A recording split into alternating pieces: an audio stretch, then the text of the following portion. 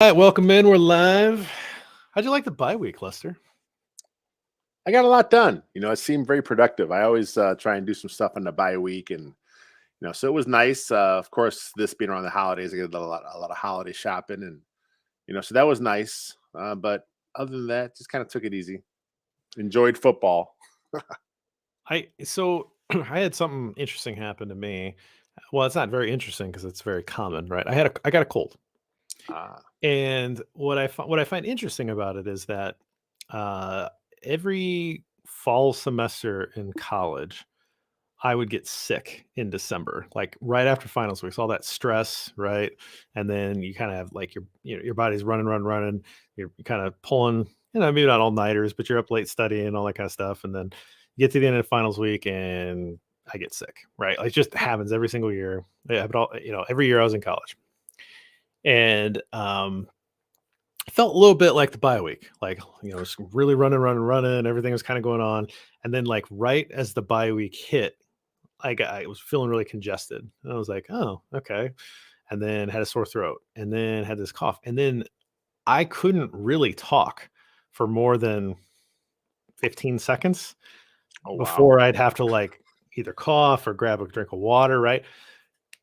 Perfect timing to Yeah. have that cold for a podcaster is is during the bye week because I really wasn't exposed to the microphone much. So, uh great timing, I guess, is just I guess I'll credit that because I wouldn't be able to do this show, for instance.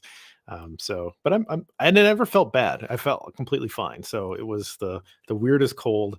It just basically the cold wanted me to shut up, I think. So I'm sure other people agree, but the cold wanted me to be quiet for a week and not talk. So that was my bye week.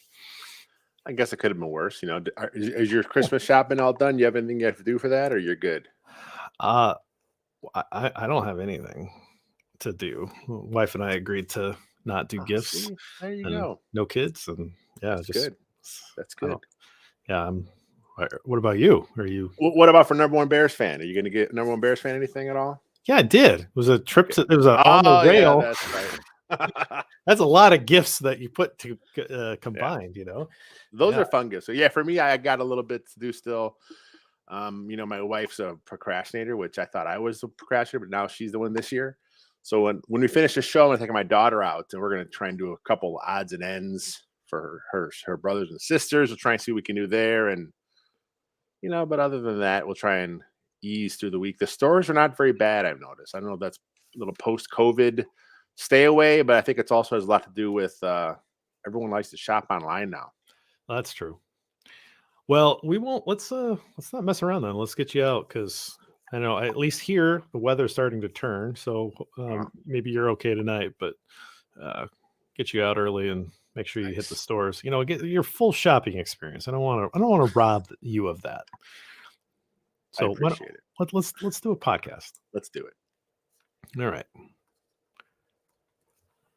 Welcome to Bear and Balance. I'm Jeff Berckes, a writer for Windy City Gridiron, and I'm joined by the editor of that fine website, Lester A. Wiltfong Jr. Lester, the Bears come off the bye, hang tough with the one-loss Philadelphia Eagles, but end up losing this one in a tight one.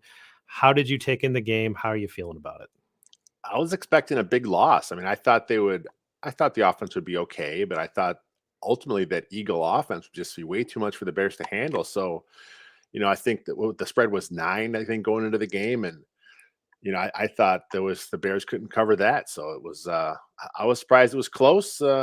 Again, that just kind of shows you the fight that this team has in it. And I'm sure we'll get into that a little more as we go on.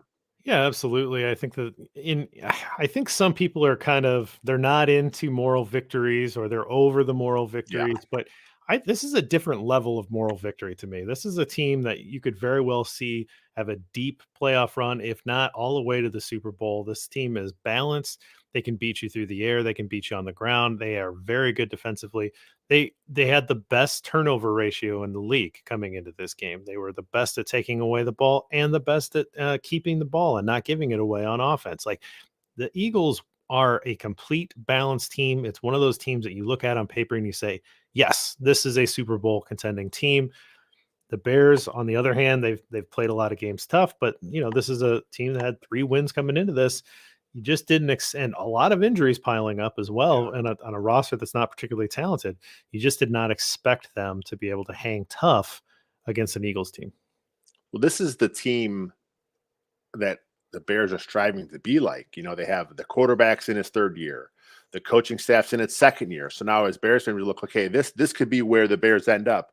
I think the Eagles were they had a much better base when they began the rebuild than the Bears do. The Bears are really bare bones, like not a lot there. So I think it may take the Bears a little longer than the Eagles did. But I mean, the Bears, if they play their cards right, Justin Fields takes that step, like, it looks like he's going to take, he's been taking it all year. So why wouldn't he take another step in the offseason?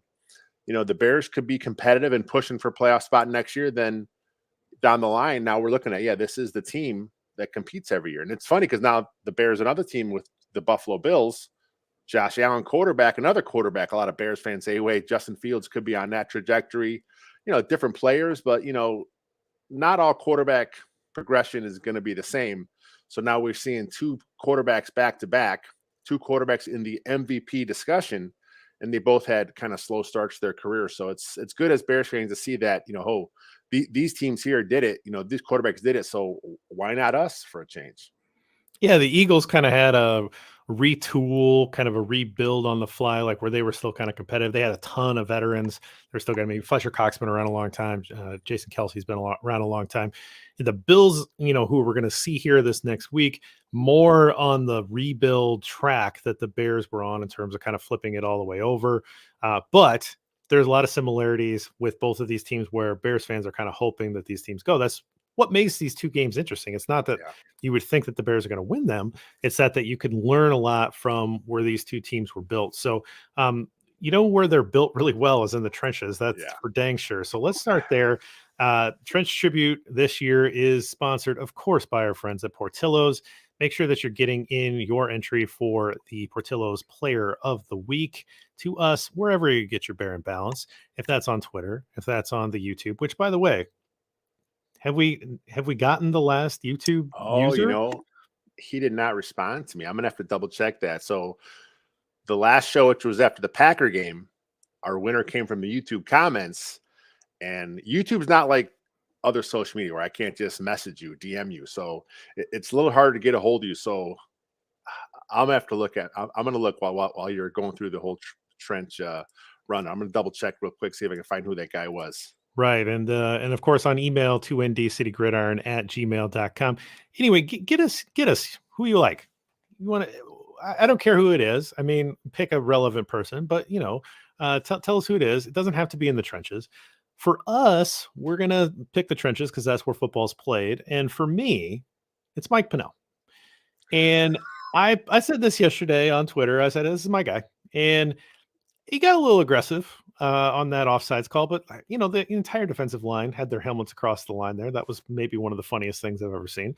But it's really for one play. He had a pass defense that was nice, had a couple tackles. Okay, that him sniffing out the little Miles Sanders dump off to the point where he surprised Miles Sanders, and there is no way that Miles Sanders thought he was getting hit there.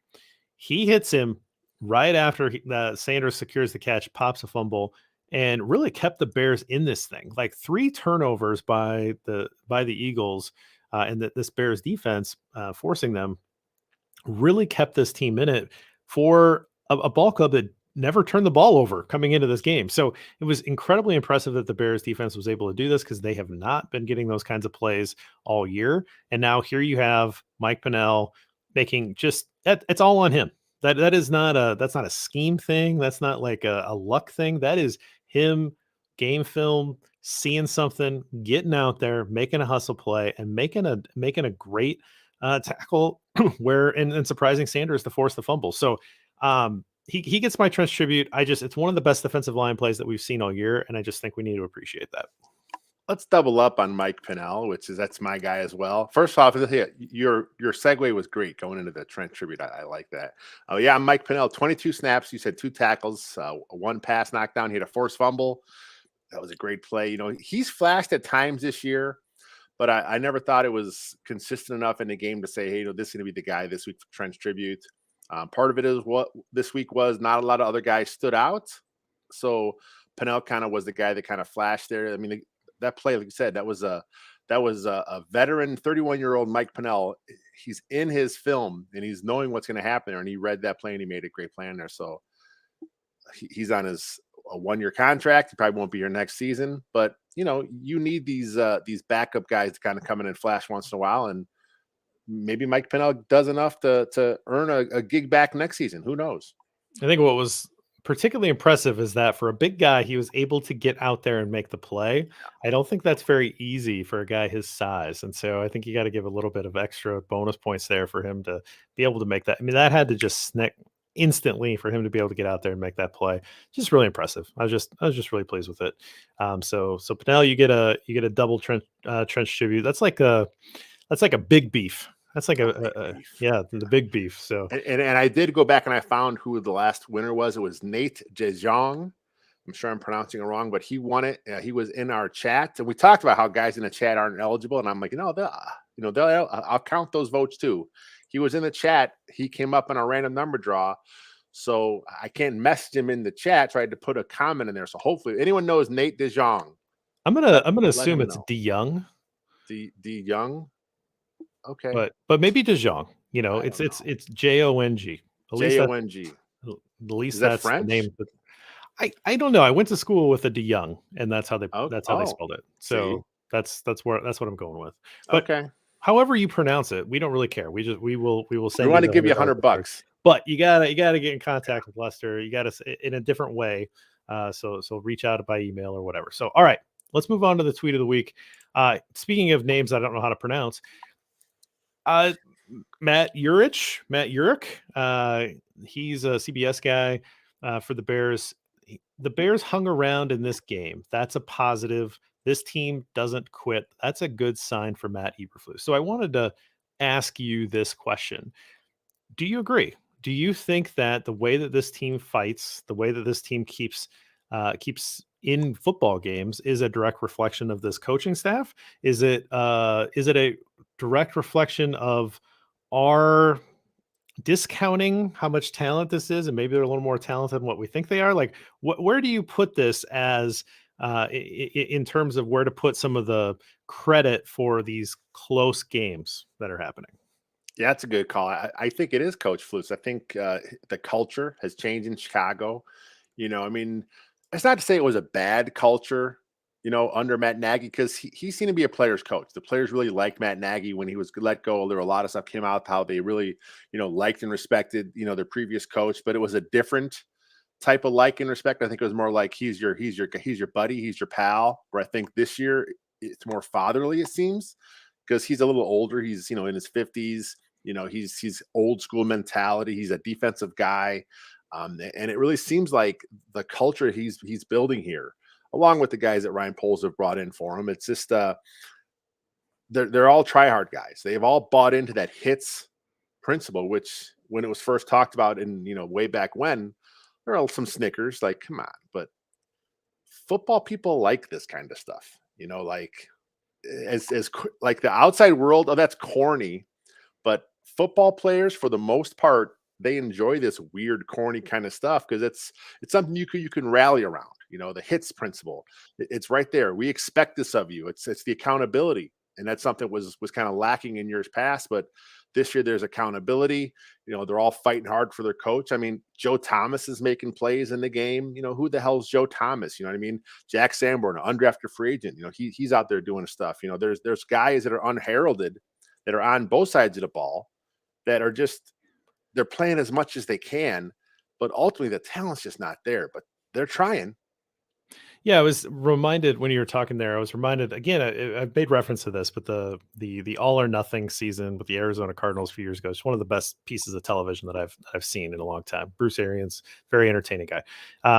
And one of the things that just kind of stuck out of my mind was there was this moment where he kept calling, this is a cap and t-shirt game. I mean, like if they win the game, they win the division, they put a cap and t-shirt on, right? And I never heard that before. I never heard that phrase before, but they kept these little cutaways of these players, and these players are all like, "Man, you got to step it up a little bit. It's a cap and t-shirt game." Yep. And it was like, what they buy into this stuff, right? So like I've kind of added that to my vernacular, be like, okay, it's a cap and t-shirt game. These guys maybe are a little extra motivated to clinch the division this week, right? And you have to kind of find ways to keep these guys motivated throughout. It's a slog. I mean, Yeah. I'm not playing any games and I'm tired, right? Like I'm tired of covering this team for 4 months. So imagine trying to get through 17 professional football games. So there are these moments where you could see, we're like, man, these guys just didn't show up. They just kind of got flat out beat because they're not competing here. It's not really happened. They've continued to fight. They've come out. They knew the Eagles were a good team. They watch football. They know that you don't just luck into a 12-1 record. They came out and they fought. So I think there's something to it.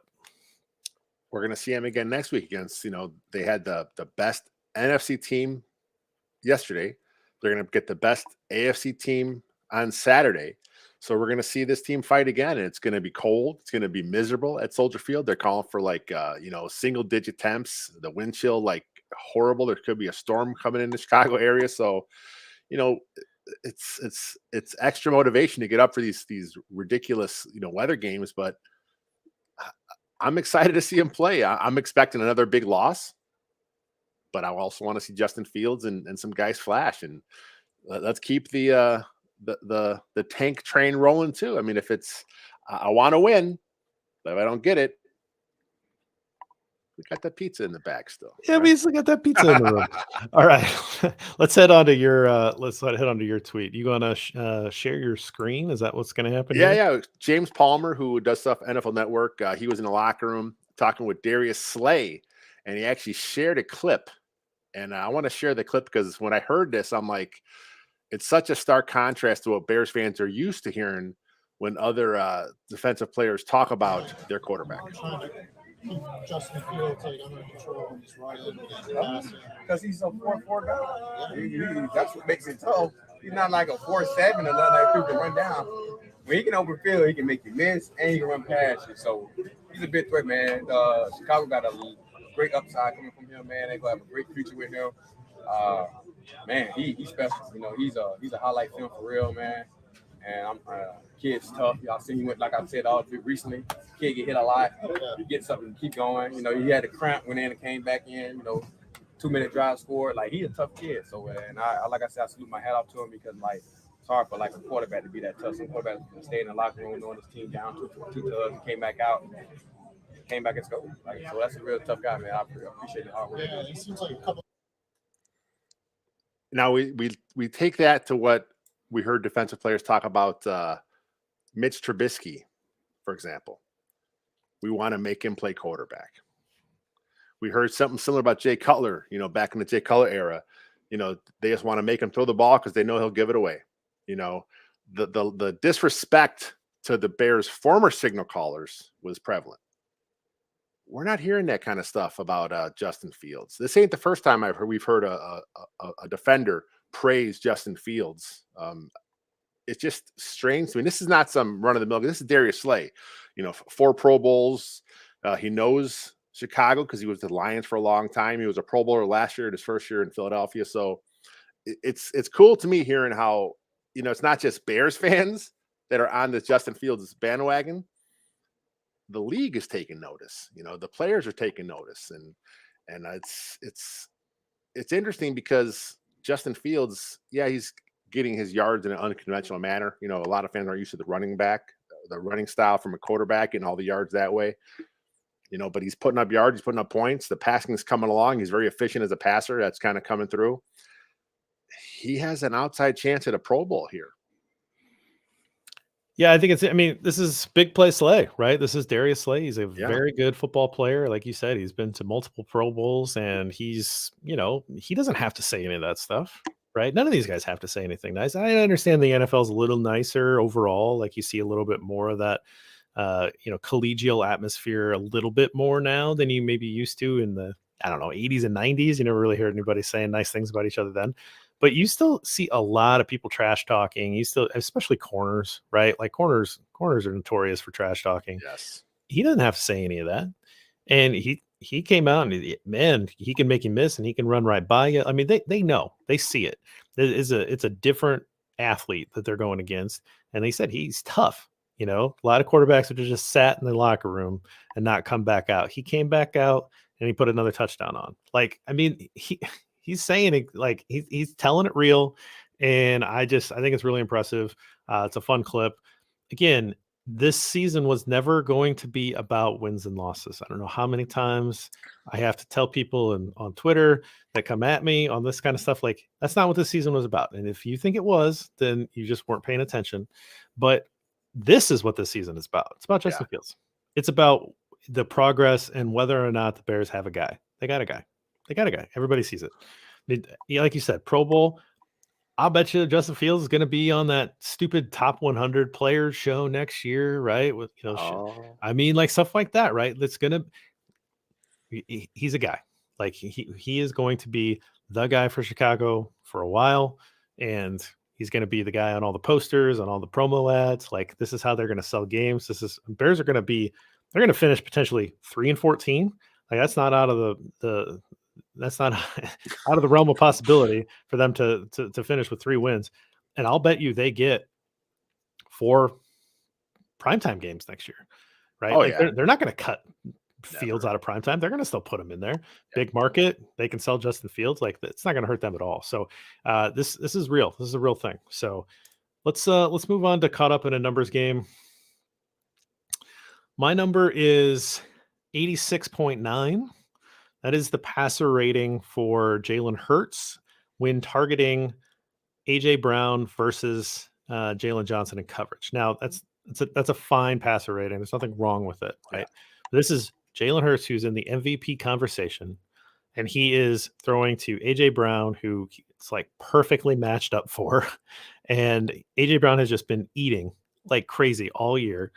That is well below the the average this year for Jalen Hurts when targeting A.J. Brown.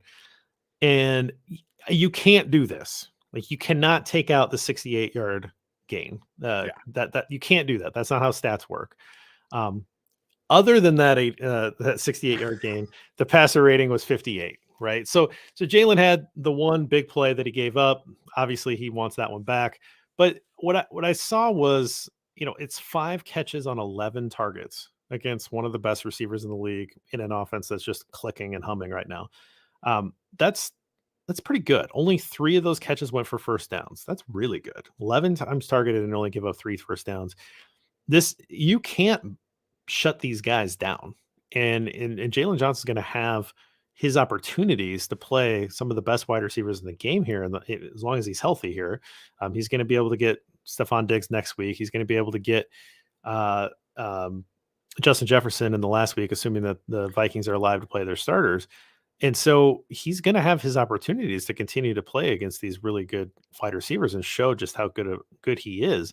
And when the Bears come back into a better record, he's already kind of turning some heads. He's already kind of showing that he can match up, he can play. And I was just really impressed with him. I thought that was a good game out of him. I don't know. You're looking for silver linings from this Bears defense, and I think it starts with Jalen Johnson. Yeah, I'm with you. I got a little more on him later on in the show. He's just he's a good football player, and he's kind of shown that during his career. The injuries have kind of nagged him a little bit here and there.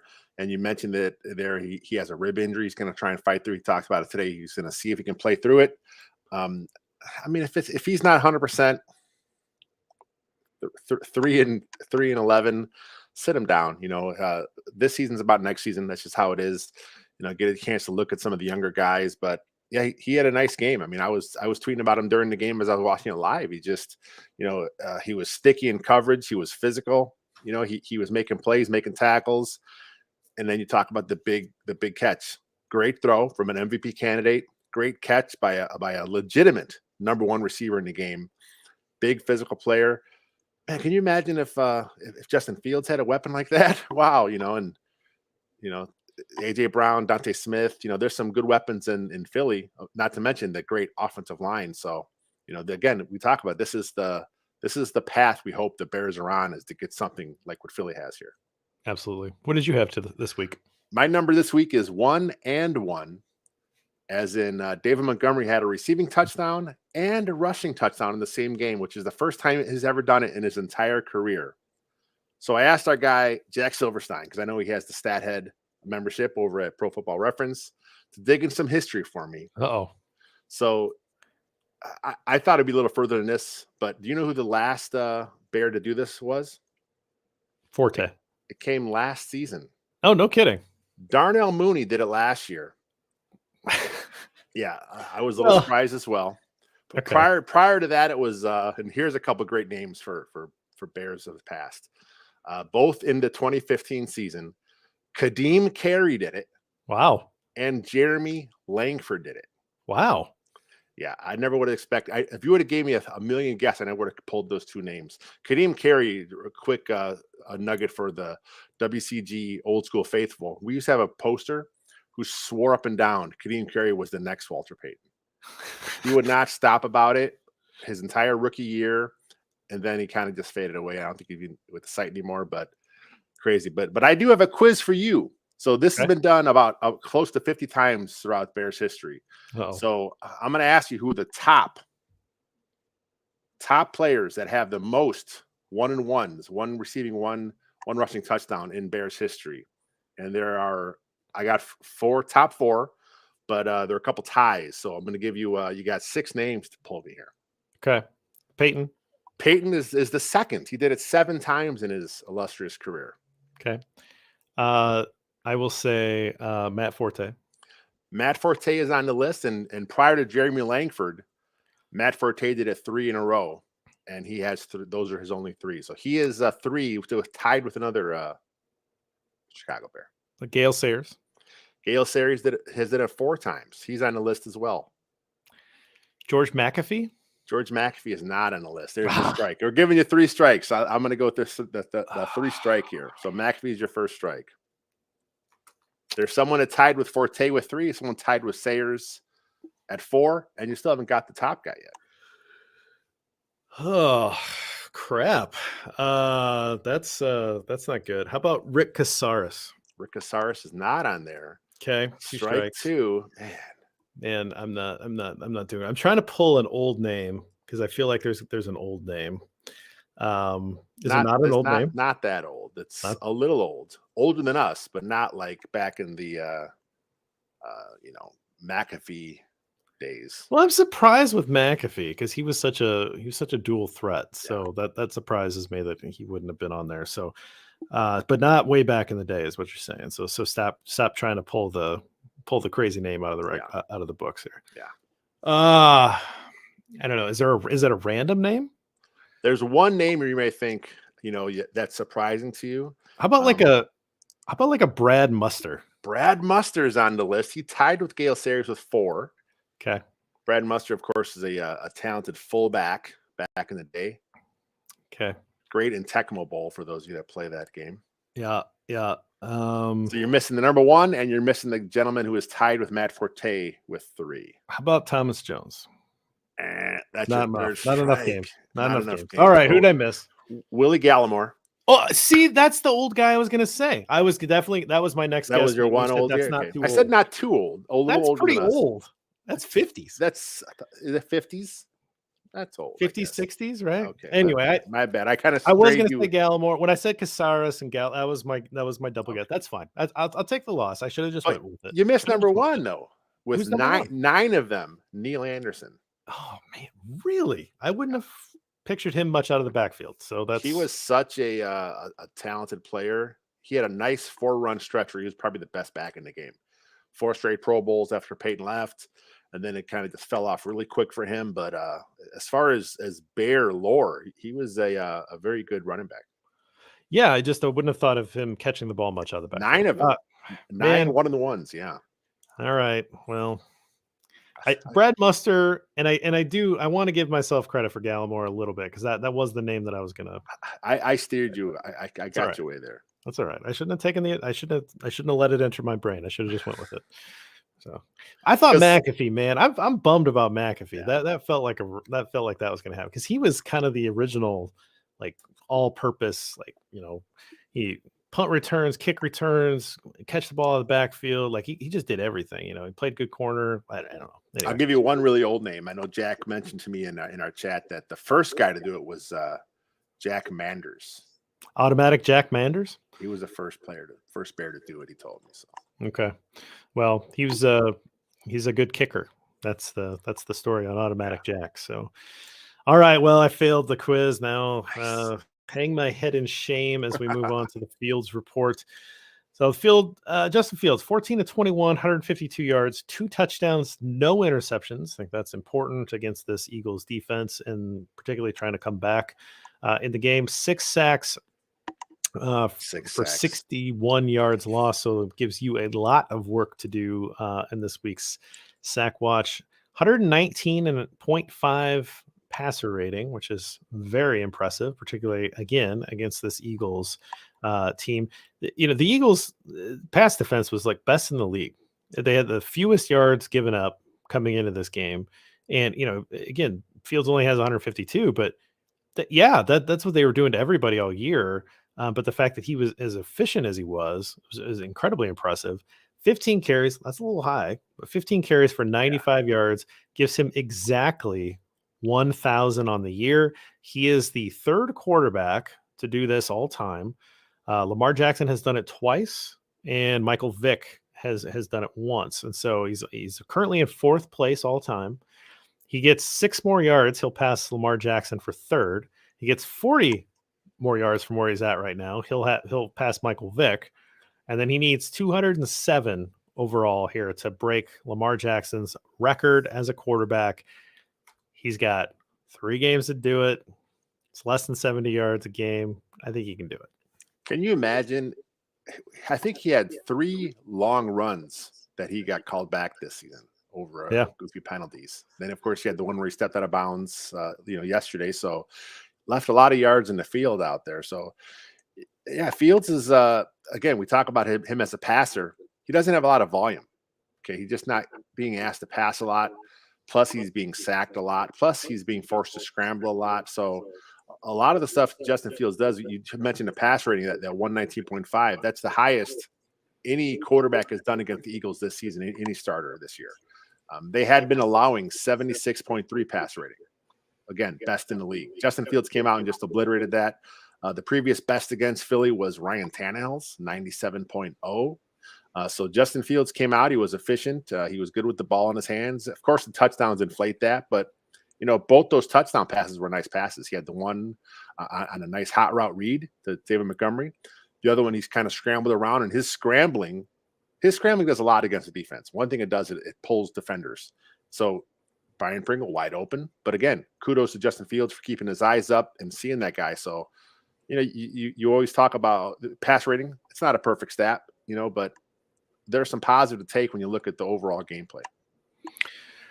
I mean, in some ways, the degree, it's like, I don't know anything about this. So I've just decided I'm stepping out onto a ledge that I don't know anything about. So please forgive me. But you ever watch the Olympics and there's nothing else on TV, and so you stay for the diving competition because you have nothing better to do with your life? Because I don't understand it. I don't understand diving at all. But there's like the degree of difficulty. Right. I think gymnastics has the same thing, right? Where like based on figure skating, right? They have a degree of difficulty. So based on what you're choosing to do, there's you get more points. It's a higher point for you. And if you execute that higher degree of difficulty, well, that's how you win competitions. Okay. This is the highest degree of difficulty that there is. This is an incredibly good defense. The only defense probably that I would take above the Eagles defense right now would be the Niners, right? The Niners are playing really good football. And so, take that away. They're at least by anybody's measure, they're a top 5 defense. Degree of difficulty doesn't get much higher than this. And he was very efficient. He found a way to move the ball and score points on this team that quite frankly just doesn't give up much for yards or points. And he kept the ball, like he did not give the ball away. I mean, he's been really good at that this last half of the year. He hasn't been giving the ball away. So I don't know, man. Like I get that they're not winning these games, but once you kind of turn away from that very basic marker, I think you have to be really impressed with what he's been able to do since that mini bye week. Yeah, the Eagles had the most sacks in the league, and I think with their 6, they're still on top. The Bills next week, they're I think top 10 in sacks, but then they get a couple teams in the Lions and the Vikings. Their pass rush is not quite as ferocious, so maybe Chicago's pass pro can settle in a little bit, and maybe we can see a little more throwing from Justin Fields as far as all the scrambling, all the running. So I'm excited to see what he does these next few games. I'm not expecting a win in any of them. I think the Bears will probably be an underdog in every game. Maybe the Vikes, if it comes out early that they sit Cousins. But I don't know. I mean, it's hard to see what they'll do because no one knows. There's only one bye now in the playoffs. So it's like, even if they get the second seed, they know they're playing. So they may sit them, they may not. Some coaches have a philosophy where they don't want other guys to get rusty, so they play them anyway. So regardless, I think Justin Fields can put up some points and yards on the Vikings and on the Lions. Yeah, I'll just say this about the Vikings is as long as they have the ability to get the number 1 seed, obviously they'll keep playing. But I think as long as the number 2 seed is in question, they'll keep playing, because if you have the 2 seed, you're guaranteed 2 home playoff games, assuming you win in wild card weekend. So, a lot of people say, well, they'll just take it off if, because who cares between 2 and 3 seed? Oh, they care. Yeah. They definitely want that home game in that next round. So that's still live. So keep watching to make sure that the Niners and the Vikings have a similar record. The Niners have the tiebreaker for all of the scenarios I was running anyway. The Niners would move above the Vikings in seed if they have the same record at the end of the year. So the Vikings just have to, the Niners just have to tie them. So as long as there's some either a tie or the Vikings are 1 game up on the Niners for that seeding, they'll play their starters. So just plus it came out today that Jalen Hurts, the when Trevis Gibson, he's Trevis now again. I see Moose Johnson is back calling him Trevis. So when Travis Gibson fell on him, he kind of hurt his shoulder. It's not a broken collarbone, but a strain. Probably going to miss some time. So if you're missing Jalen Hurts, I know they got the Cowboys this week, I believe. Cowboys this weekend, yeah. That's a tough team. So, the Eagles may not, coast to that best record overall, especially without their MVP candidate, Jalen Hurts. Yeah, it'd be interesting. Also makes my Bills best record in the league bet come live again. So, yeah, that'd be nice. Nice. I'll take what I can get. All right, let's take a quick break. And on the other side of this, we'll do everybody's favorite segment, the 3 Bears. All right, 3 Bears time. Hot bowl of porridge, cold bowl of porridge, just right. I'm going to go very basic. I'll make it really quick. Hot bowl, Justin Fields. I really think degree of difficulty for me, I just didn't. I couldn't envision them keeping it close. I'd be completely honest with you. I just couldn't envision it. You got to give a little bit of credit, obviously, to the defense for slowing down the Eagles and keeping them off the scoreboard. But Fields kept him in this thing, man, and he's again, that's a really efficient line, 119 pass rating. You don't luck into something like that against the Eagles. Those guys were impressed by him. He had 95 yards in rushing. Like I understand the spirit of it is a guy that's impressing you beyond what you expect. Maybe you say, well, this is what we expect from him. Yeah. This is a high degree of difficulty. Yeah. We haven't seen necessarily this degree of difficulty for him. I got to give it to him. It's basic, but I got to give it to him. I mean, we can go with him most weeks. He just does stuff. He does fantastic stuff. That run, I actually did a tweet earlier today because I saw that run where he got called out of bounds. Watching it live, my first thought was Steve Young, that iconic run he had against the Vikings back in '88. It's growing up, I watched a lot of NFL film stuff, so that was always replayed. So I saw that run, and that's my first thought of that. So I actually tweeted out back-to-back videos showing those 2 runs, and it's just he does something special every single week. He does something where you're like, it's just magical watching him play football. And I hope he stays healthy. I hope this whole thing is built how we want it to be built. And I hope we can finally have a outstanding quarterback in the city of Chicago for the first time in forever. It's a long awesome. time, longer than we've been around. Long time. So for my hot, I'm going a little more in the spirit of what's hot is a guy that performed better than I thought. Undrafted free agent cornerback Jalen Jones. He got the start over a Kendall Vilder, who was a healthy scratch. Now he was coming off an injury, Vilder was, but he had practice in full the whole week. The coaching staff talked about how they're kind of weren't sure if he'd be active or not, even though he practiced in full. He was active. He was a healthy scratch. Maybe he just wanted to give him a little extra time with the injury to be on the safe side. But regardless, Jalen Jones has been taking advantage of a lot of playing time this season. He played 64 snaps. He was the starting outside guy when they went to nickel. Kyler Gordon kicked inside, and then they put, Jalen Jones outside. 5 tackles. Nothing too spectacular, but he's just a guy that's maybe playing his way into a future with this team. He got to start against the Packers. He played pretty good there. We talk about this fantastic offense for Philly, and they put up 25 points, which is from our standpoint, 25 is great, but that's not really what they're used to. They've been doing more than this. So I got to go Jalen Jones this week for the hot. Yeah, I like it. We got a lot of Jalen's. A lot of Jalen's. Got a lot of Joneses. A lot of Joneses. Right? Yeah. It's kind of the perfect name for this team. It's obvious that he was going to sign here because there's Jalen's and Joneses all over. So, yep, good stuff. I like that. I have no notes, no argument there. Let's flip it around. Cold bowl of porridge. I'm gonna Velus Jones. There it is. Yeah, another Jones. Yeah. I mean, is he like single-handedly given the Bears a top 5 pick? I mean, like these are huge fumbles in pretty key situations that he's had, and at some point you just have to kind of look at it and say, all right, like either you got to like be very generous and just write off the rookie year and say, let's try it again next year, or you have to say, this ain't it, man. This might not be your thing. That's my guy too, Velus Jones Jr. This is his 3rd fumble now this season, and he's got what, like 7 10 or 8 touches. I'm like, well, come on, dude, that's not good. Coach Eberflus has talked about him a little bit in his post-game presser and again today in his Monday presser, and you could just hear the disappointment in his voice when he talks about Jones, and he was asked if he was gonna, go on the bench, if this is something that was bench worthy, and he didn't say no, he didn't say yes. He kind of like, again, he says he's very stern. You can just hear his disappointment when he talks about him.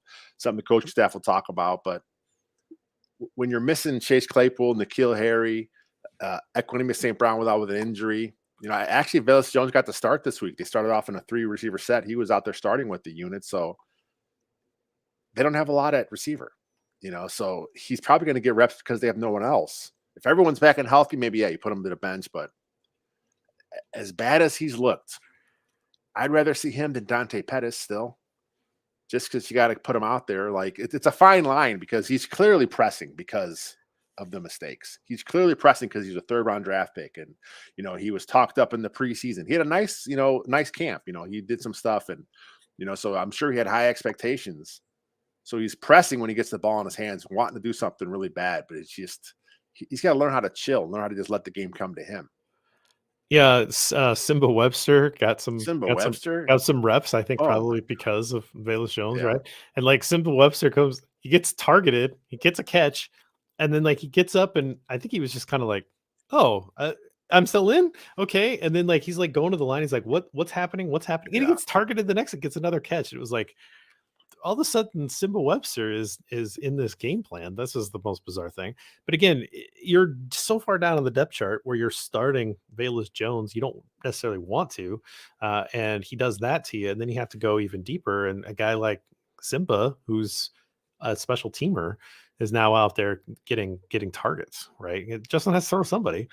So, I mean, it's pretty insane what's happening with that. But it's rough, man. I mean, at some point, you take away those fumbles that he's had this year. I mean, the Bears have a couple more wins, I think. I'm not saying they would have won this game, but like they probably they win that Washington game. They're all in weird big spots too. Be careful. You're going to have people on Twitter now. They're going to have like a Velus Jones conspiracy tank thing going on. Right about it's. They're going to talk about how it was worth the 3rd-round pick because of all the extra value that he's added to the Bears draft pick, right? Yeah. Anyway, all right, just right. You mentioned it earlier, but David Montgomery, 12 carries, 53 yards, 4.4 average, 1 touchdown. He added 3 catches for 38 yards and another touchdown. I think he's just been really impressive out of the backfield as a ball catcher. And I'm I just want to see more of that. It was one of my bets on the Gambler's Den prop bets. There was over under was 2 catches for David Montgomery, and I was like, I'm going over there. And he barely cleared it, but he cleared it with a touchdown. So I was happy to see that. But they need to get him more involved. I think that they're not necessarily appreciating just how much value he brings, particularly with a banged up receiving core and a low talent receiver room. Let's see David Montgomery get more of his touches in the receiving game rather than just ball carries. So for me, it's David Montgomery. Really impressive game. Again, 2 touchdowns is really nice. Keep giving him the ball. Find ways to get it to him. I'd rather see him get some of those screens than Cole Kmet. And I'm a Cole Kmet fan. I like Cole Kmet, but sometimes I think Montgomery's a little better option there. I think he can run some of those option routes. I think he has that kind of skill set. I mean, we've seen the Bears, even in past regimes where they've kind of split him out, let him kind of work outside and go through the route tree there. You can run him on a slant. You can do stuff with David Montgomery. You can get him involved in other ways except for just as a runner. So yeah, I'm with you. I want to see more David Montgomery. Quick story about Montgomery. I actually saw him when I was out Christmas shopping over the bye week. He was at the Vernon Hills Mall. I was sitting down with my family and he kind of walked by and I looked and I'm like, that's Montgomery. He looked at me, gave me the nod. I gave him the nod and that was it. I'm not really going to go bother him when he's out there shopping, but real little guy, man. I mean, I'm pretty big. So to me, most guys are little, but I didn't recognize him at first. I thought he was, he looks much bigger on TV. Well, I would imagine that as your 6'6" frame, that most running backs look pretty small. You'd have to take probably. a Derrick Henry type for you to be like, well, that guy's pretty big. Yeah. What about you? What do you have?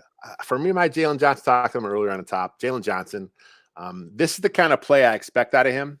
Mm-hmm. He was shadowing A.J. Brown right to left. He wasn't taking him in the slot. They were letting Kyler Gordon take him when he went to the slot, which I guess that's good for Kyler Gordon if they have the kind of trust in him to do that. But he was going right to left. Whenever he was outside A.J. Brown, Jalen Johnson was on him, 3 pass breakups, 6 tackles.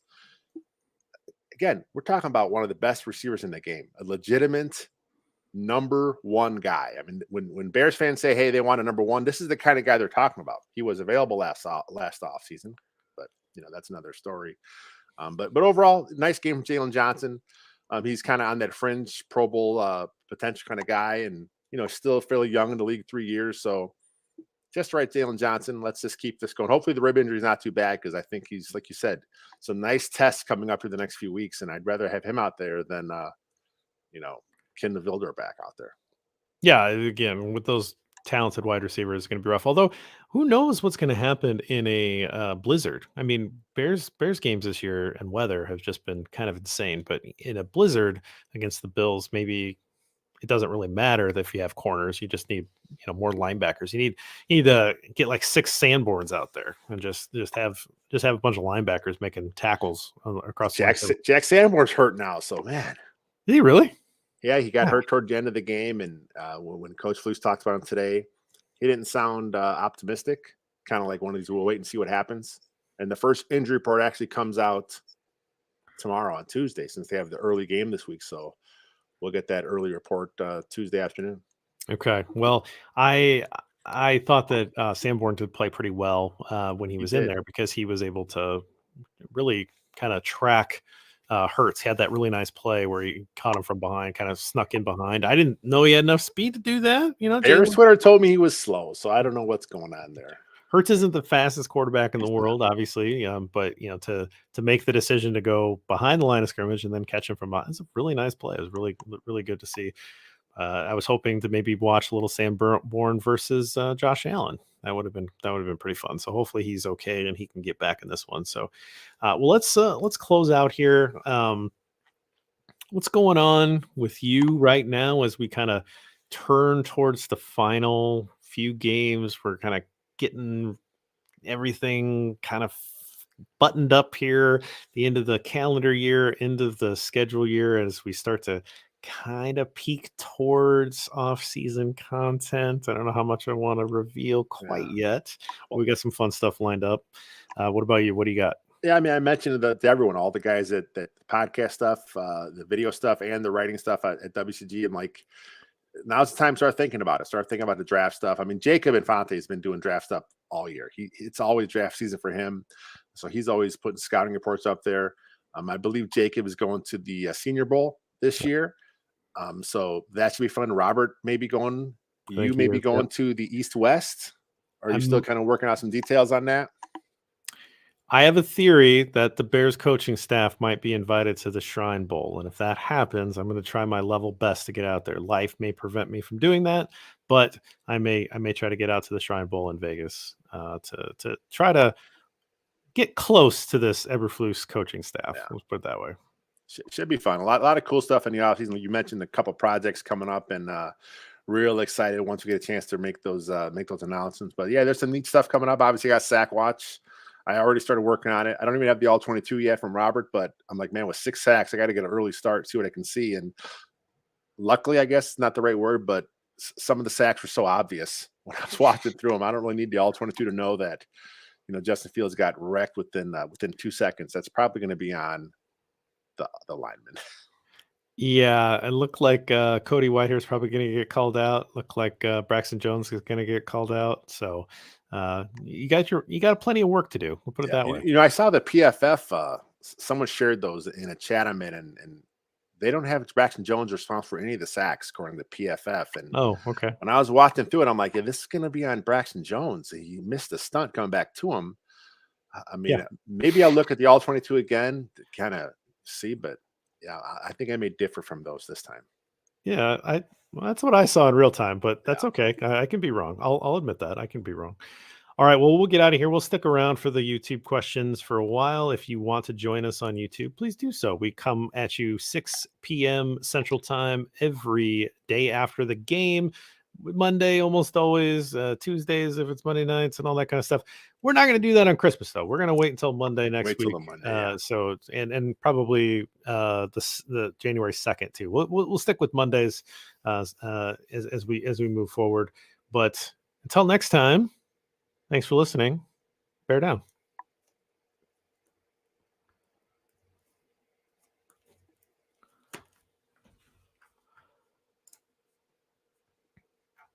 Nate DeYoung, if you're out there, if anyone knows Nate, let him know he's the winner. Someone said that he said give it. I saw that. He said give it to me. He doesn't want it. Here's what happens if Nate DeYoung does not claim this, then we'll have to throw a party for everybody at camp or something. He will buy. He doesn't know it, but he's buying everybody at camp. So I was at Portillo's over the weekend too when I was doing Christmas shopping. I stopped there. What'd you get? I went with the Maxwell Street Polish this time because I got a beef last time. So they go onions and mustard on that. Onions, mustard. It's charred. The sausage is charred, which is the best way to have it. So you can't go wrong. It's good food. I had one of those coming back from a little Illinois trip I took a couple weeks ago. I tried that for the first time. It's quite good. I enjoyed it. Yes, 70 million in dead cap. We've been talking about it all year. I mean, it's they told you who they were going to be. That's what all the offseason stuff that we do is to try to figure out which teams are going for it, which teams are resetting, which teams are kind of confused and lost, right? Like that's why I couldn't figure out what the Saints were doing.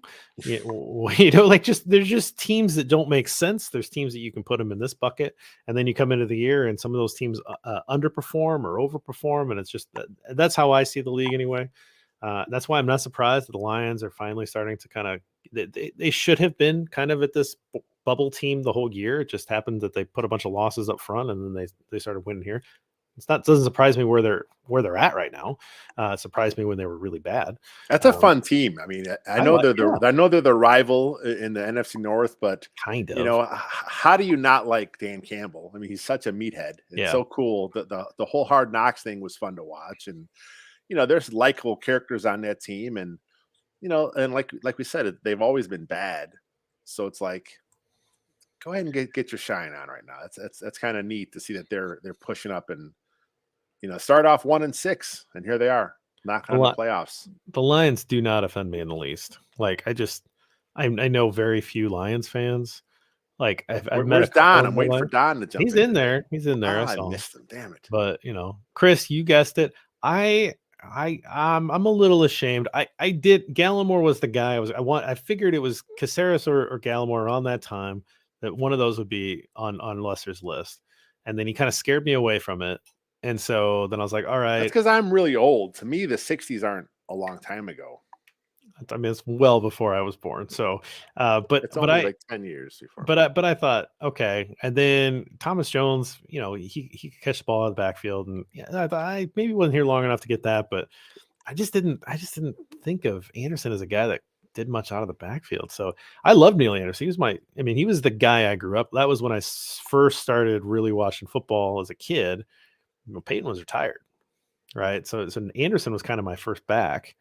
Um, so you know, you got it, Chris. Real quick, I talked about Kadeem Carey, Jeremy Langford. So Jack sent me the top, the last 17 guys that do it. There's another really weird name that kind of stuck out. Michael Timpson did it in 70s. 1995. Come on, Michael Timpson. Do you remember Michael Timpson? No. He was a Bears receiver for maybe just a year. As a receiver, okay. He was a Bears receiver. He had no, I don't remember that name at all. Michael Timpson. Yeah. When I saw that name, I'm like, oh my God. Kadeem Carey, Jeremy Langford, never would have guessed. Michael Timpson, not in a million years I would have ever guessed Michael Well, Timpson. you don't guess receivers either, because that doesn't make sense. I was gonna say like a James Allen, right? Like that, there's not that he would have had in the top, but he is on the list. I figured he probably had a game where he did that. Yep. Prior to Matt Forte's triple 3 in a row, it was James Allen was before him. Before James Allen was the Michael Timpson. Okay. Like I don't get, wide receivers. No, I'm not into that. I can't do that. I can't do that with you. I would have no idea. You could give me a list of all-time Bears players and 100 guesses, and I still wouldn't have got it. Yeah. So I never would have guessed Mooney, and that was last year. So crazy. Wouldn't even just thought of wide receivers. Yeah. Again, the Eagles defense is great. Like they've been super impressive. So there's your comment. So good day. Thanks for stopping by. Appreciate it. I thought this was interesting. I saw this as we were going. Quick question. Other than the Bears, do you know of any teams whose O-line operates as a platoon? No. Yeah, I've never heard it. I know they talked about it in the broadcast. Moose Johnson, I think it was, mentioned how unconventional it was, but considering where the Bears are at this point, it makes sense. It was strange when they did it with Tevin Jenkins early in the year, but then you got to look at the big picture. Well, they're doing it to get him comfortable at his new position. So as much as I did not like it when they did it with Tevin Jenkins, I understood it. And I think in the long run, it may have probably helped him ease into his spot. And, hopefully his neck injury is fine. I know Coach Eberflus said that they're really optimistic that he's going to be fine. And we'll know more tomorrow, obviously. But yeah, it's a very strange that this coaching staff does something like that, because usually with the offensive linemen, you want to know your guy next to you. You want to know who's there and who you can trust, because you lean on each other when you're on the O-line. There's a lot of communication. There's a lot of passing back and forth, like those stunts that you're talking about, right? The twist and blitz package. You got to know that guy's picking that up, right? And then on the running game, you have this comfort level, this feel like I know that this guy has this guy. I can peel off to the second level, and so a lot of it is playing together. This Eagles offensive line, right? They play together. You kind of see that continuity. That's important. You shuffling around all the time, or you get two different guys in there. Like, that really kind of takes you out of that. You don't know who's next to you. So it's just not very common. And it's followed up here. Like D lines do it. D lines, you want guys fresh, right? So a lot of D lines are going, 7 guys deep, 8 guys deep sometimes, because they want to keep their best players as fresh as possible. But they're also just looking for different looks. Like they're looking to throw different pitches at guys, right? So think about like in baseball, you got your starter, and then you throw all these relief pitchers at after he gets a couple times through the lineup.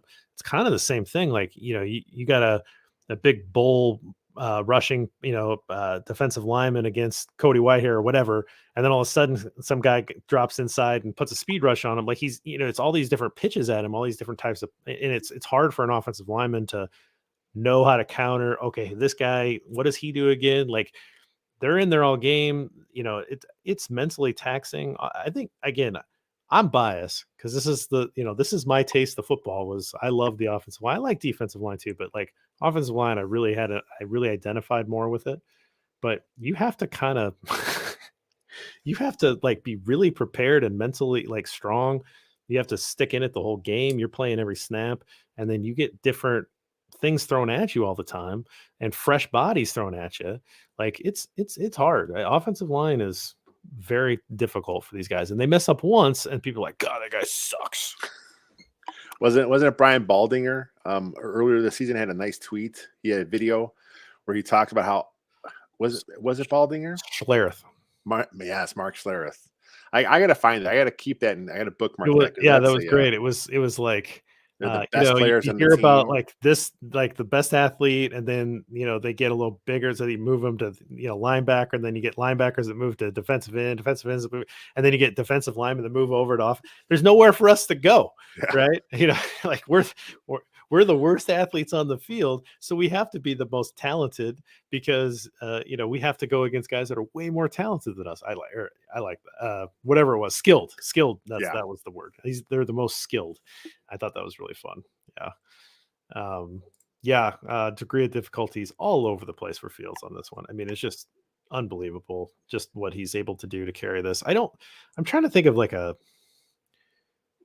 what I've seen in recent years that would be similar to what he's doing right now, to keep this team relevant when there's really no talent around there. Like I don't know what team that is, that you have a young quarterback who's ascending despite everything around them being, replacement level, and trying to carry a team forward. I don't know. I don't have a good comp. I mean, this bodes well for him. I mean, it shows a lot of mental toughness from him, and if him and the few players that are going to still be on this roster going forward, they survive this season, they're going to be really strong next year when they go into it. I don't think Byron Pringle has done anything to stay on this. I mean, he hasn't really played enough. It's just a 1-year deal he signed too. So yeah, it's just a chip contract. That's it. It was a decent contract, but nothing where you're said, oh yeah, they're counting on him to be a big player. He got more money than Equanimeous St. Brown. I thought Equanimeous St. Brown has done more. I mean, I could see ESB coming back on another 1-year deal, but he's not going to be your starting axe next season. I hope. Andy Reid said he wanted to get him a potato chip contract. That's all I was referring to.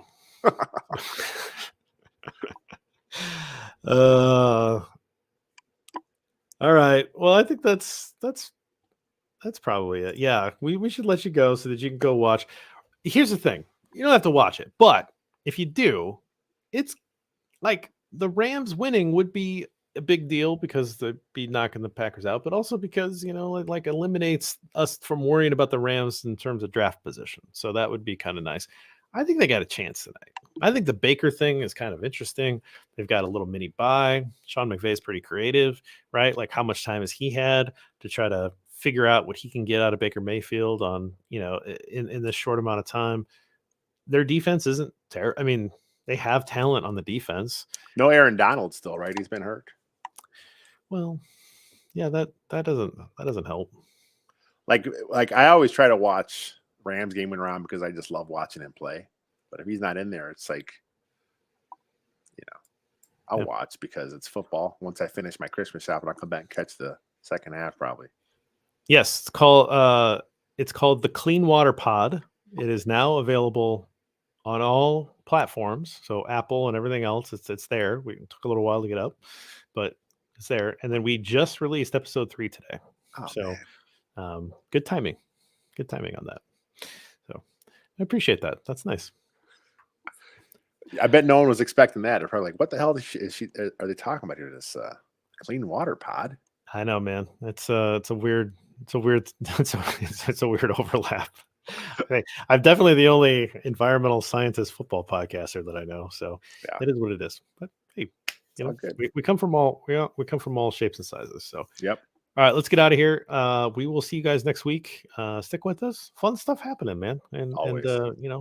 Get your Portillo stuff in so we can give away this gift card. I got too many of them. I can't eat that much Portillo, so I can. So yeah. Well, I'll have to give them a lesser. So all right, guys.